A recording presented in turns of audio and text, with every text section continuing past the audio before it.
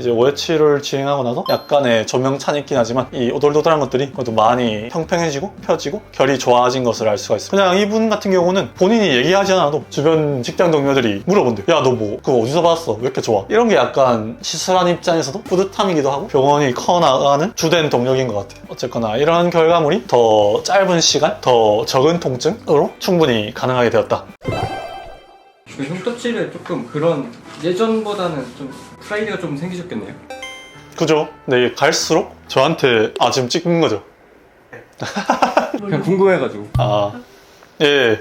처음에는 약간의 비교 우위가 있으니까 프로그램을 만들고 그걸 조금 더 잘 해드려보자 라고 생각했는데, 사실 처음에는 그 비교 우위가 뭐 그렇게 크다면 또 크진 않았거든요. 일반적인 대중화된 흉터 시술보다 조금의 더 경험과 다른 장비로 배워본 적이 있다 요거였는데, 이런 거를 좀 어필하니까 믿고 찾아오시는 분들이 생겼고, 그분들한테 어떻게 하면 조금 더 잘해줄 수 있을까 고민을 하다 보니까 뭐 이런 재료도 써보고 이런 장비도 써보고, 또 그분들의 한 번 치료를 받으면 뭐 5번, 6번 오시잖아요. 그러면 피부의 반응 경과를 계속 데이터가 쌓이다 보니까 그런 선순환 구조가 굴러가다 보니까 어느 순간 흉터 전문이 돼버린 그런 느낌이 드는 것 같습니다. 요새 보면은 하루에 뭐 한 5명, 6명? 한 달에 한 20일 일한다 치면은 한 달에 뭐 100명, 120명 정도인 거죠. 100명 넘게 한 달마다 흉터 치료를 이제 하고 있는 상황인데, 그런 분들이 많으십니다. 이전에 이런저런 치료를 받아봤다가 다양한 이유로 뭐 효과를 못 봤거나 바빠졌거나 관심이 없어졌거나 포기했거나 해서 관심이 없어졌다가 최근에 다시 검색을 해보니까 그 사이에 이런 기술들이 많이 나왔구나 하고 희망을 갖고 또 찾아오시는 손님분들도 많으시거든요. 치료자 입장에서도 마찬가지입니다. 뭐 이전에는 이런 식으로 밖에 못해서 뭔가 아쉬움이 있었는데, 아니면 손님과 별개로 제가 시술을 하면서 되게 뭐 자세가 불편하다던가 오래 걸린다던가 통증이 심하다던가 이런 안 좋은 점들이 많았는데, 새로운 기술이나 장비, 재료들로 인해서 안 되는 것들이 되는 게 비단 몇 년 사이에 계속 생기고 있거든요. 그래서 오늘은 흉터 치료가 좀 어떻게 발전해 왔는지 또 좀 설명을 드려보면서, 당연히 정복된 영역은 아니다 보니까 한계는 있지만 그 한계 안에서 또 어떻게 나아졌는지, 또 안 되던 것들이 어떻게 되는지 여러분들한테 좀 희망도 될 수 있을 것 같아서 영상을 찍어보게 되었습니다. 그럼 실제로 처음 흉터치료 시작했을 때랑 좀 많이 변화가 있는 것 같나요? 네, 예를 들어서 주베룩이라는 약물, 콜라겐 부스터라는 약물이 없었을 때는 그것을 채워주는 방법이 오직 상처를 내서 그 상처가 재생을 일으키게 하는 방법밖에 없었거든요. 이제 주베룩이라는 약물 자체는 그 자체가 이제 재생과 콜라겐을 만들어내는 시술이다 보니까, 물론 그걸 넣어줄 때 약간의 상처는 나겠지만 약물 자체로서 이제 채워 올리는 것이 가능해졌다, 뭐 이런 포인트도 있을 것이고, 그 약물을 또 어떻게 넣어줄 것인가. 이전에는 뭐 손주사로 약간 불안전하게 양 조절이 좀 덜 되게 빡빡하게 했어야 했다면은, 그게 또 뭐 니들 RF라는 바늘로 찍으면서 흡수시켜주는 기술로 나오게 되었고, 지금 이제 제트압이라는 걸 사용해서 피부에 바로바로 넣어주는 큐어젯이나 미라젯 같은 기술들도 나왔죠. 아무튼 이렇게 기술은 계속 발전하고 있고, 이런 것들 하다 보면은 시술하는 입장에서도 이게 되네? 이런 포인트들이 분명히 있거든요. 손님 입장에서도 느낄 수 있지만, 예를 들어서 저 같은 경우에는 처음에 이 주베룩이라는 약물을 피부에 넣어줄 때 손주사를 사용했었는데, 사실 이 나비존이라던가 코, 미간같이 조직이 좀 치밀하고 좁은 부위에는 안 그래도 피부 두꺼운 분들은 이 바늘이 물고 놔주질 않거든요. 엄청 뻑뻑하고 약물을 넣을 때도 잘 들어가진 않습니다. 그런 분들은 안 들어간다 하다가 더 넣으면 푹 들어가 버리고, 그러다가 잠깐 빼버리면 약물이 얼굴에 푹 뿌려지고, 그런 한계들 속에서 하다가 좋은 장비를 사용하게 되면 그냥 발판만 밟으면 약물이 송송송송송 들어가. 엄청 시술하는 사람한테도 신세계고, 이 시술하는 사람이 편해지고 자세가 편해질수록 손님한테도 좋은 거거든요. 더 제대로 나은 컨디션의 시술자한테 시술을 받게 되는 거니까 시술 시간도 단축되고 시술의 효과도 올라가는 거죠. 아무튼 그런 기술의 발전은 계속 일어나고 있다. 근데 중요한 게 있습니다. 이 기술의 역사는 모든 인류에게 똑같이 적용이 되지만, 그거와 별개로 개개인의 시술자 또한 배워나가고 성숙하는 과정을 거쳐야 돼요. 마치 우리 인류가 축적해둔 지식은 똑같이 있지만 각 개개인이 태어나서 배워나가는 건 별개인 것처럼, 이 시술하는 의사 또한 배워야 될 게 있거든요. 그러니까 아무리 뭐 주베룩이 나오고 큐어젯이 나온다고 해도 이 흉터 치료를 받는 손님의 피부 변화라던가 뭐 재생기간이 어떻게 되는지, 아니면 또 어떤 부작용이 나타날 수 있는지, 치료 경과가 어떻게 되는지, 이 흉터는 내가 좀 잘 치료할 수 있는지, 이런 보는 눈과 안목 같은 경우는 경험을 쌓아야만 점점 쌓이게 되는 거거든요. 그렇기 때문에 그런 흉터 기술의 발전과 별개로 의사 개개인 또한 그런 경험에서의 발전이 일어나는 게 중요하고, 당연히 저의 어떤 노하우라던가 아니면 경과에 대한 경험을 매뉴얼로서 전달을 할 수는 있겠지만, 그거를 보고 이제 따라하는 다른 의료진들이 있다고 치면은 비록 그것이 잘 전달된다 할지라도 체화되는 데는 조금 시간이 걸리는 것 같아요. 그래서 이런 기술의 발전과 받으시는 환자 손님분들의 피부 경과에 대한 이해도 합쳐지면서 병원의 치료 방식 또한 조금씩 달라져 온 게 사실인데요. 사실 처음 저희 병원이 흉터 치료를 시작할 때 사용했던 장비들을 보면은 지금 기준에서 빈약하긴 했던 건 사실입니다. 그때는 뭘 썼었냐? 바늘로서 서브시전하고 그리고 CO2 레이저로 피부 좀 깎아내고 그 다음에 좀 제네시스 레이저를 쏴주고 이제 침 달린 MTS로 롤링하는 게 전부였거든요. 되게 어떻게 보면 재료가 많진 않죠. 근데 그런 상황에서도 병원을 믿고 오시는 분들도 있었고 그런 재료로서 결과물을 만들어냈을 때 저 또한 조금 아쉬움이나 새로운 배움을 계속 배워 나가다 보니까 더 많은 장비들이 들어오게 되었죠. 주베룩을 사용하게 되었고 주베룩을 이제 손주사를 하다 보니까 애로사항이 발생해서 더 잘 넣어줄 수 있는 방법이 없냐 고민하다가 이제 미라젯이나 큐어젯 같은 제트압으로 약물을 넣어주는 그런 기술이 있다는 걸 알게 되었고 비교적 좀 빠른 편의 그런 장비에 대한 실험을 먼저 진행해보게요.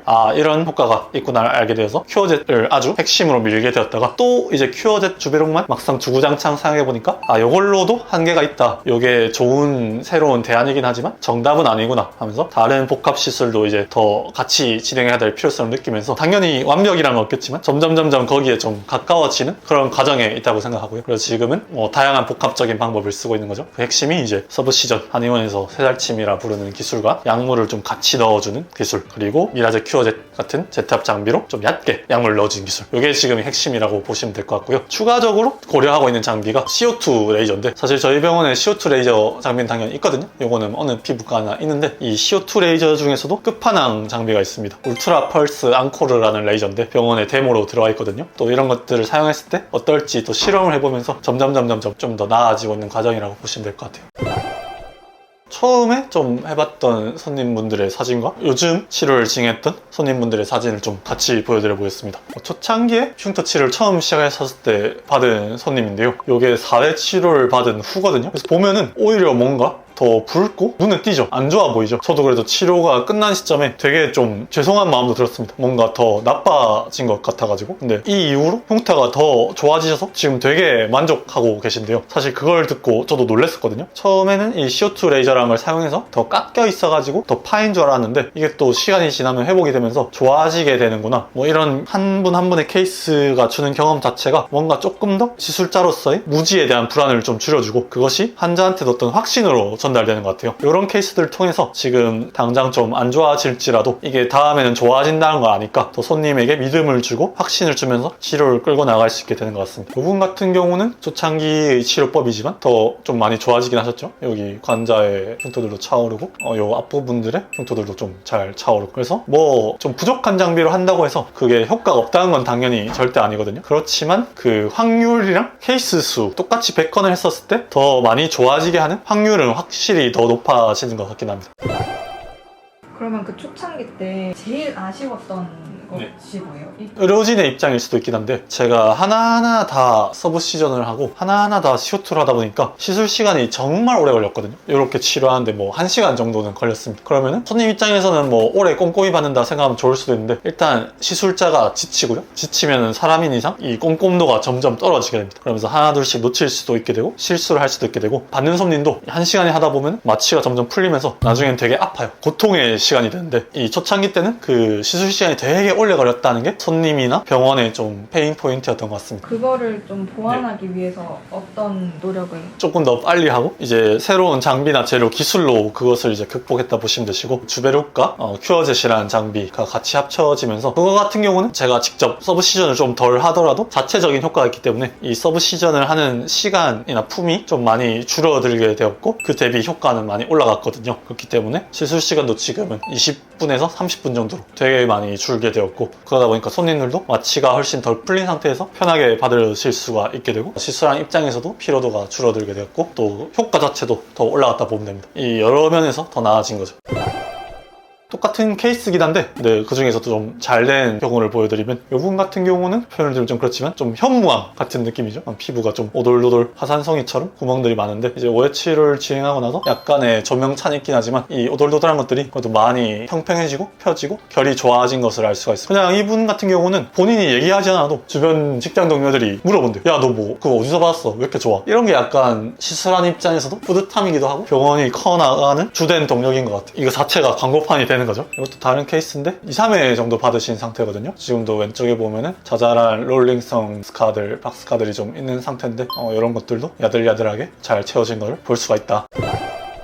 제가 재료나 기술, 장비 관점에서 좀 많이 설명을 드린 것 같긴 하거든요. 뭐든지 한 가지 모델로 보면 안 된다는 것처럼 이 장비 지식만큼이나 중요한 게 손님분의 흉터 상태를 보고 얼마나 좋아질지를 예측하는 눈, 그리고 그 경과가 이끌어나가면서 각각 생기는 미세한 현상들에 어떻게 또 행동하고 액션을 취할지 판단할 수 있는 근거와 지식, 경험, 이런 것들은 의료진의 영역이긴 하거든요. 그런 이 경과와 치료 결과 미래를 보는 눈이나 통찰력이 되게 또 중요한 것 같긴 합니다. 만약에 그런 게 없이 좋은 장비로만 치료를 한다, 그러면은 뭐 시나리오가 늘 좋게만 흘러간다면 전혀 문제될 게 없어요. 근데 세상 일이 항상 그렇진 않죠. 하다 보면은 뭔가 조금 더 안 좋아 보일 수도 있는 것이고, 아니면 보이는 게 아니라 실제로 안 좋아질 수도 있는 것이고, 그럴 때도 항상 잘 찾아보면은 더 좋게 이끌어 나갈 수 있는 방향이 있거든요. 그런 시행착오를 얼마나 겪어봤냐가 그런 예측 불허한 변수에 있어가지고 더 나은 결과와 신뢰를 계속 손님분께 드릴 수 있는 힘이 아닌가. 근데 치료를 받는다고 해서 무조건 다 좋아지는 거는 아니라는 말씀이신 거예요, 그러면? 좋아지냐 안 좋아지냐 이 관점에서 보면은 좋아지는 건 맞습니다. 당연히 좋아져야죠. 아프기도 하고 통증도 느끼고 돈도 지불하고 시간도 지불하고, 또 받다 보면 이 다운타임이 있다 보니까 일상생활에서 그런 불편함까지 감수하고 치료를 받는 건데 당연히 좋아져야죠. 그런데 그 좋아지는 경과, 결과물, 얼마나 좋아지는 정도가 사람에 따라 다르다는 거죠. 그 사람에 따라 다른 거를 보고 이 치료를 받기 전에 손님도 큰 결심을 하는 것이기 때문에 그 결심의 근거가 될 수 있는 정확한 지식을 미리 말씀을 드려야 손님분이 잘 판단을 하고 치료를 결심하시겠죠. 근데 그 근거를 볼 수 있는 눈이 병원마다, 의사마다 다르다. 그렇기 때문에 경험이 많은 선생님한테 상담을 받는 것이 중요하다. 어떻게 보면은 FM적인 얘기지만 참 중요한 얘기라고 생각합니다. 근데 심해졌던 경우는 없나요? 과정 중에서 심해진 경우는 있어요. 뭐 5회나 10회라는 횟수를 넣고 진행을 하잖아요. 뭐 3, 4회차쯤 했었는데 이게 뭐가 더 붉어지고 뭐가 더 패여 보이고 이런 경우는 있습니다. 그것이 그렇게 보이기만 하는 경우라는 것을 치료하는 입장에서는 알죠. 근데 받는 손님 입장에서는 모르기 때문에 그때는 그 불안감을 해소해 주는 게 되게 중요하고, 이렇게 되었는데 이럴 것입니다. 하지만 이렇게 될 것이기 때문에 믿고 이번 치료도 진행해보면 다음번에는 이렇게 될 거예요 라고 하면은 괜찮죠. 정말 당연히 불가항력적으로 하다 보면은 실제로 더 나빠지는 경우도 있어요. 10만큼의 시술을 진행했는데 의사라고 그분과 365일을 함께 하는 건 아니기 때문에 뭐 음주를 하든 흡연을 하든 스트레스를 받든 감기가 걸리든 피부 컨디션이 나빠지는 경우에는 이것을 회복하지 못하고 더 덧나는 경우도 있거든요. 근데 그럴 때 어떻게 할 것인가, 이것은 그때그때 다르게 되거든요. 한 99.9%의 경우에는 이 치료로 인한 경과 또한 치료로 해결이 가능하다고 보시면 되고요. 정말 불가항력적인 경우에는 손님과 병원과의 신뢰와 라포가 저는 중요하다고 생각합니다. 거기서부터는 어떻게 보면 이런 기술, 정량적인 영역을 떠나서 정성적인 서로 간의 믿음과 대화가 중요한 것 같아요. 근데 경험이 많다 하더라도 그 흉터 치료를 전문으로 하는 그런 의사를 생각을 하면은 약간 피부과 전문 병원을 생각을 하잖아요. 그런 데 가는 게 더 좋은 효과를 볼 수 있어요. 어떻게 보면 이 미용에 있어가지고 항상 이슈가 되는 게 피부과 전문의 선생님한테 받아야 되냐 아니면 그냥 일반인 선생님한테 받아야 되냐 라는 논제인 것 같아요. 근데 관점을 달리해서 여러분, 제일 중요한 것은 경험이 많고 지식이 많고 더 잘할 수 있는 분을 찾는 것이 결국은 핵심인 거잖아요. 더 잘할 수 있는 분을 어떻게 찾지? 라는 그 의문점을 해소해주는 것 중에 하나가 피부과 전문의인 것이지, 일반이라고 해서 이 경험과 지식 이게 부족하다라는 점 반대로는 성립을 하지 않는 거죠. 근데 그것을 우리가 알기 힘들다 보니까 일반적으로는 더 전문의 선생님을 선호하게 되는 것인데, 당연히 일반인이든 전문의든 이 흉터에 있어가지고 더 많은 케이스를 접하고 더 많은 경험을 갖고 더 많은 시술을 해본 사람이 저는 더 잘한다고 생각합니다. 그렇기 때문에 그런 부분은 믿고 진행해보셔도 좋을 것 같습니다. 아무튼 흉터 치료에 있어서 기술적인 발전은 계속 이루어져 왔지만 시술하는 사람의 개인적인 러닝 커브 또한 중요하기 때문에 흉터 치료를 받는 데 있어가지고는 좋은 장비도 중요하고 노하우와 시간이 좀 많이 쌓인 병원과 의료진을 찾는 게 중요하다라는 점이 오늘 영상의 핵심이 될 것 같습니다. 이상 하 원장이었습니다. 감사합니다.